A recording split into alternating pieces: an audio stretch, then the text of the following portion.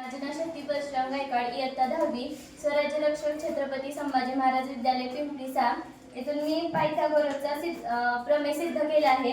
ही काटकोन त्रिकोण आहे आणि ज्या लांबीची मी बाजू काढली आहे त्याच लांबीची मी ते चौरस काढलेले आहेत.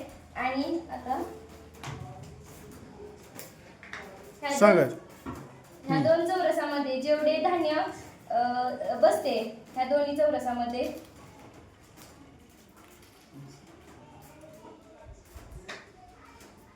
या दोन्ही चौरसामध्ये जेवढे धान्य हे झालेले आहे ते दोन्ही मिळून हा पुढचा जो चौरस आहे तो चौरस पूर्ण भरतो.